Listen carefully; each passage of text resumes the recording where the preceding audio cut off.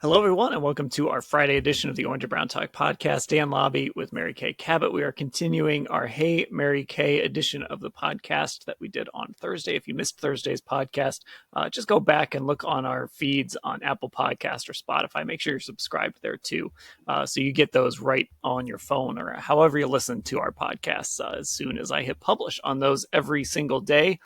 Mary Kay, let's start here. We asked yesterday what rookies could start for the Browns this year. This one goes in a different direction. It comes from Bob Rupel in Novelty, Ohio.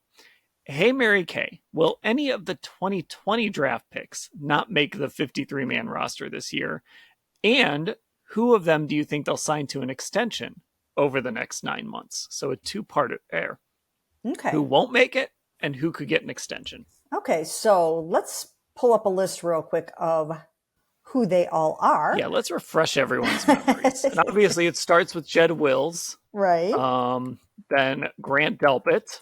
Yep. Let's see if I could do this off the top of my head. Do you have the list up? Jacob and Jordan in the third round. Jacob and Jordan. Fourth round was... All right, I know Nick was in the fifth round. Nick Harrison in the fifth round. Fourth round was Harrison? Harrison Bryant was the fourth rounder, yeah. And then sixth round was DPJ. So did we forget anyone? Let's see. I'm going to pull up the list now. I think we might have. Let's see. Wills, Delpit, we did. We got them all. Oh, my goodness. Look at us. It's like we pay attention. Okay, so Jed, Grant, Jacob, Jordan, Harrison, Nick, and DPJ. Yes. All right. So Jed Wills, they picked up the fifth-year option for Jed. So that, we know kind of where that is going. Grant, I think they would like to extend Grant. I think they would like to keep Jacob and Jordan. I think most of these guys they feel pretty good about. Harrison Bryant will kind of be relegated to the third tight end this year behind David Njoku and Jordan Akins. And then Nick, we've talked about, is kind of on the bubble a little bit this year. And DPJ, I could see them extending him. I really think that he's somebody that they feel really great about, and they want to kind of see what he can do this year. It's an opportunity for him to maximize his earning power and for them to help him, set the market price a little bit by him, going out and having a really, really good season in his contract year. So it is a big year for a lot of these guys. And I think that's good. I think it'll create healthy competition and bring out the best in them. So as far as, and we'll just note here that everyone except Jedrick Wills will be a free agent after this season. Their 4-year deals are up. Jed, of course, as you mentioned, that first round pick, he had the 5th-year option, and the Browns did pick that up. So that's guaranteed for the 2024 season now. So he will not be a free agent after this season. Of these guys, who I guess, it's hard for me to make the case that any of them would get cut this in September.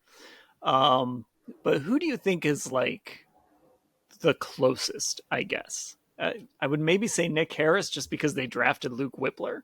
Mm-hmm. So maybe he's a guy. I don't see them cutting Jacob Phillips. I mean, he's been hurt a lot. He wasn't very good last year when he did play, but I still don't see them cutting him, especially considering the kind of the injuries at linebacker and sort of how all that works. But I would probably say those two are the ones that I would circle as let's just keep an eye on them. And then I suppose Jordan, just because depending how many tackles they keep. But I think if I had to kind of rank them, I would put him below Jacob Phillips. But that's just sort of gut feeling.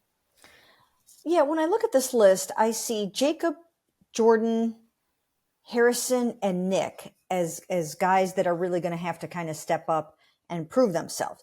Out of that group, I think we've already kind of talked about the fact that, Nick could be the one most on the bubble because they went out and they got Luke. And if push comes to shove, it might be hard to keep Nick under the conditions that they have right now.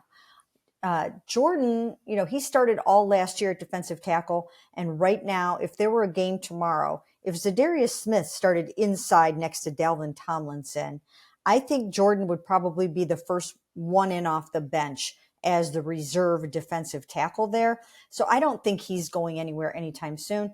Jacob, I think, he's got to stay healthy and show that he can come back from a couple of season ending injuries. He's got to stay on the field. But if he can do that, they have enough other injuries at linebacker that, that I think that there's an opportunity there for him. And they would like to see him live up to his potential.